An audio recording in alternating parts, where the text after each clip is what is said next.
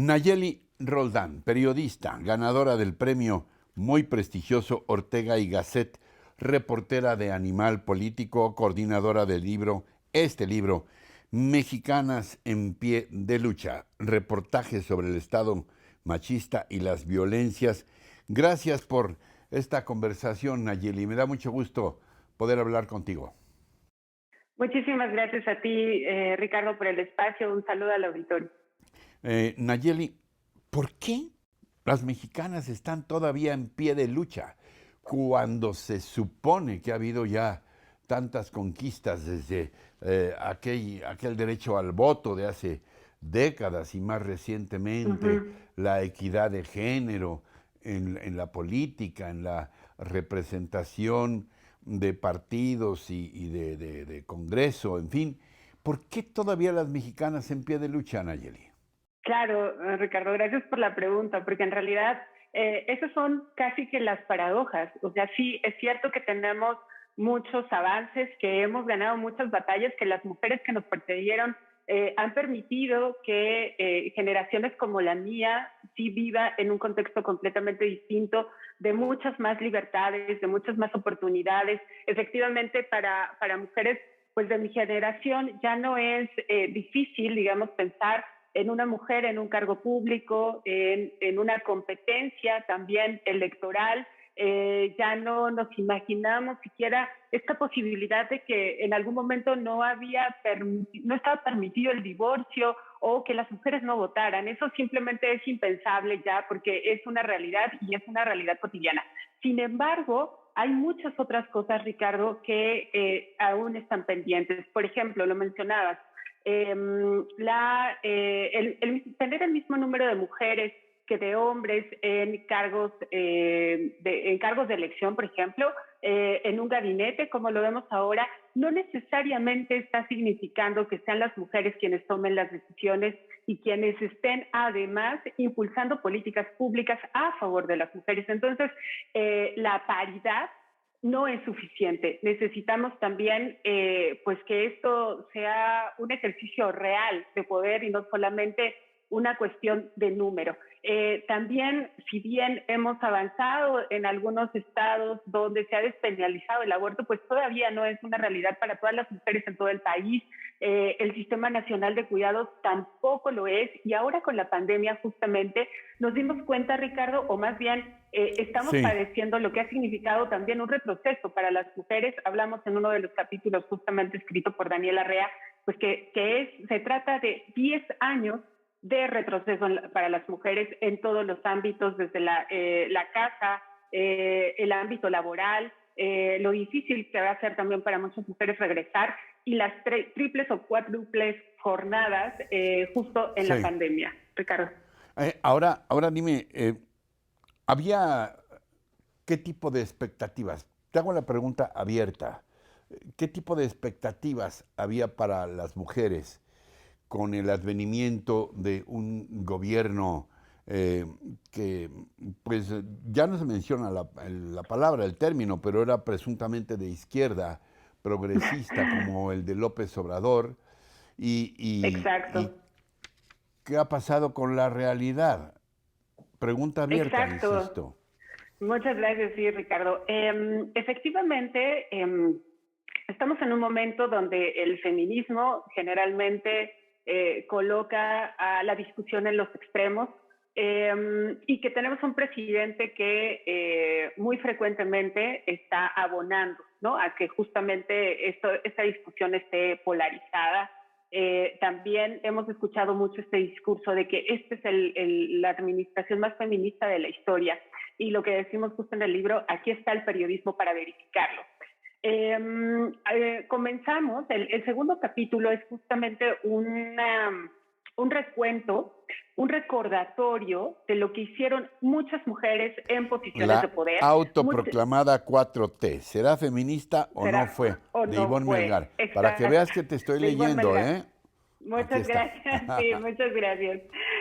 Y entonces lo que hacemos en el capítulo justo en el previo a este de Ivonne, que está escrito por Claudia Ramos, que es Mujer escucha es tu lucha, hablamos de decenas de mujeres, Ricardo, de todos los partidos políticos que desde hace décadas, cuando llegaron al Congreso, cuando llegaron a ciertas posiciones de poder, lo que hicieron fue aliarse para establecer políticas públicas e instituciones como las que teníamos al inicio del gobierno. Estamos hablando de InMujeres, Indesol, CONAVIM, la Ley General contra la Violencia contra las Mujeres, etcétera. O sea, todos estos que ahora, insisto, parecería que son una cuestión dada, porque sí, en realidad se trata del trabajo previo de muchas mujeres, también de hombres, por supuesto, que le apostaron a estos cambios y a la institucionalización de ciertas cosas. Sin embargo, como bien mencionas, cuando se llega a este gobierno de izquierda, lo que dicen muchas feministas incluso era, se esperaban los tiros de precisión. Es decir, si ya se había avanzado en este andamiaje para crear instituciones, para crear leyes, ahora íbamos o esperábamos dar pasos todavía mucho mayores, porque el andamiaje estaba puesto, prácticamente lo que se necesitaba era pues esta voluntad política acompañada de recursos públicos. Sin embargo, en este capítulo, justamente el que mencionas de Ivonne Melgar, donde se enfoca, digamos, en tratar de entender qué es lo que está pasando en la administración federal en este momento, y contado desde las voces de las mujeres que tienen los puestos relevantes en esta administración, pues es que estamos prácticamente teniendo los efectos de las decisiones de un solo hombre. Un solo hombre, que es el presidente Andrés Manuel López Obrador, decidiendo ciertas cosas como la desaparición de las estancias infantiles, como la desaparición del Indesol, como los refugios para mujeres, los refugios para violentadas. mujeres, exactamente. Uh-huh. Exactamente, porque él trae esta idea y lo menciona muy frecuentemente también en las conferencias matutinas, que las mujeres somos quienes estamos encargadas de cuidar a los hijos, a los adultos mayores, a los enfermos, pero en realidad somos mujeres que estamos en el ámbito laboral, además de una cuestión familiar, y que en todo caso no se necesitaban solo las estancias, que ahora ya desapareció, sino un sistema nacional de cuidados, es decir, todo un andamiaje también, recursos públicos enfocados a esta área que significa, Ricardo, 22% del Producto Interno Bruto. El trabajo que hacen las mujeres dentro de casa, el trabajo de cuidados representa esta aportación al Producto Interno Bruto, y sin embargo no lo hemos regresado en políticas públicas o en presupuestos enfocados con género. Nayeli, en lo que hace a las mujeres hay un hecho que nos acerca a la barbarie y nos aleja de la civilización, que no ocurre en ningún país, que yo sepa, en ningún país democrático, civilizado, que es el número horripilante de feminicidios. Matar a las mujeres por el hecho de ser mujeres. Estamos hablando de miles de feminicidios y estamos hablando de decenas de miles de desaparecidos, en gran proporción también mujeres. Perdón, pero cuando hubo aquella gran marcha, fue en marzo del 20, cuando empezó la pandemia, creo que el día 8, algo así. 2 días después le preguntaron en la mañanera al presidente que qué pensaba de esta manifestación y dijo así, creo que hubo una marcha, ¿verdad? Me comentaron que hubo una marcha por ahí. ¿Qué representa esto para ustedes? Claro, justamente por eso, Ricardo, creemos que era tan necesario un libro como este,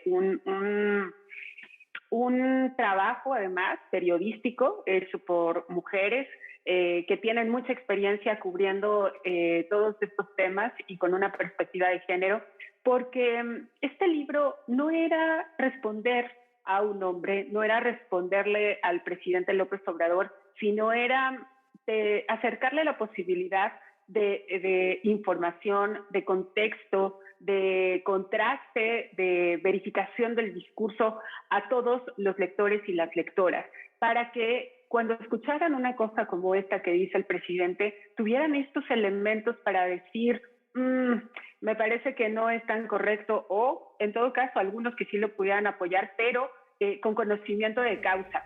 Se les ha Entonces, acusado también a su movimiento de estar nutrido por los conservadores, por los neoliberales, de estar infiltradas exacto, todas ustedes infiltradas, por exactamente, intereses, no sé, exacto. inconfesables. Claro, como un movimiento opositor a su Ah, gobierno, claro, ¿no? lo defines bien, sí. Exacto. Y entonces, justo lo que traemos en esta publicación, Ricardo, es toda esta historia del feminismo, por lo menos en México, que además se trata de un movimiento mundial, Sí, no solamente nacional, pero nos enfocamos en lo que ha sido en México, porque tenemos particularidades, ¿no? Como bien mencionas, los feminicidios, entre otras cosas.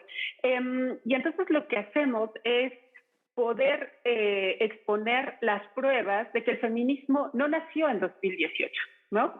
Que las protestas, que las demandas, que la unión de mujeres de diferentes ámbitos, incluyendo la política, siempre han estado con una causa firme que es la equidad, la igualdad entre hombres y mujeres, la igualdad de condiciones sobre todo. sí. Básicamente lo que queremos es poder tener las mismas libertades, los mismos derechos que cualquiera y no que seamos violentadas o que tengamos menos posibilidades por el simple hecho de haber nacido mujeres. Entonces, esto definitivamente lo que ponemos en el libro, con una serie de datos sobre todo y de contexto, es decir, este movimiento no nació en 2018, este movimiento no es opositor a un partido político, a un político, a una persona, ni a los hombres. Se trata de esta búsqueda de igualdad, de derechos, y creo que quienes lean este libro, Ricardo, tendrán estos elementos justamente para ser empáticos, primero, porque justo Oye, el capítulo de feminicidios que hace Valeria Durán es tremendamente crudo, es bastante doloroso, porque son las familias hablando del claro, feminicidio de niñas de 11 años, de 10 años, que además y son a además veces, impune. en muchas ocasiones, primero violadas, torturadas y luego Exacto, muertas. exactamente, a los 10 Mm. años, por favor. O sea, ¿quién es Oye, capaz de hacer algo así? Y además, imaginen el dolor, la rabia para las familias que pierden a una niña en esas claro, condiciones, además. Entonces, encontrarán los elementos para eso, para poderse detener un poco entre el ruido mediático que generalmente hay en este tema, para comprender el dolor de las familias y también para comprender por qué hay mujeres, sobre todo las más jóvenes, esta nueva generación, la cuarta ola, poniendo el cuerpo literalmente en las manifestaciones.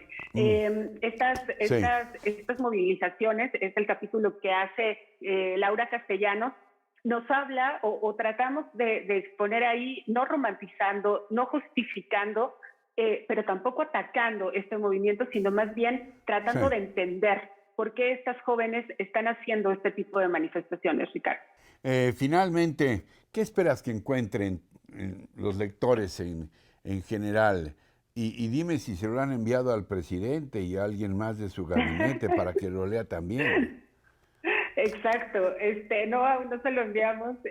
Queremos enviárselo, sí, por supuesto, varias de las mujeres que están justamente en las posiciones de poder.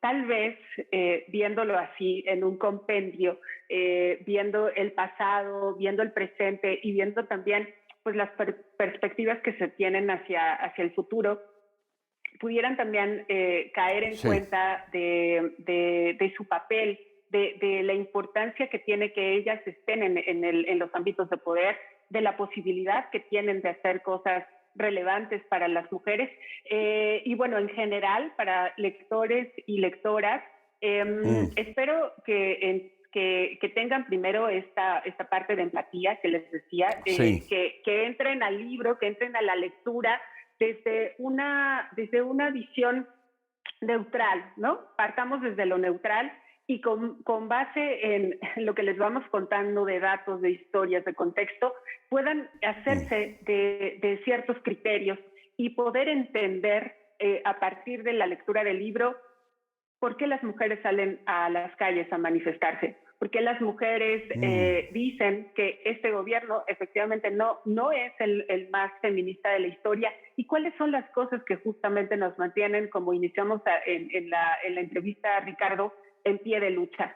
También para las mujeres, sobre todo, leer este libro, reconocernos, reconocer que esto que pasamos, estas agresiones permanentes en muchos ámbitos, no solamente en la más extrema, digamos, que hemos visto como los feminicidios, sino que en muchos ámbitos literalmente no estamos solas, que todas lo sufrimos, pero también que estamos acompañadas y que estamos trabajando también desde muchas trincheras para que ya no suceda, y que también las generaciones después de las nuestras tengan mayores posibilidades de desarrollo, mayores derechos y mayores libertades. Pues si quieres cerramos con esta cita del prólogo de mi querida y admirada Almadelia Murillo.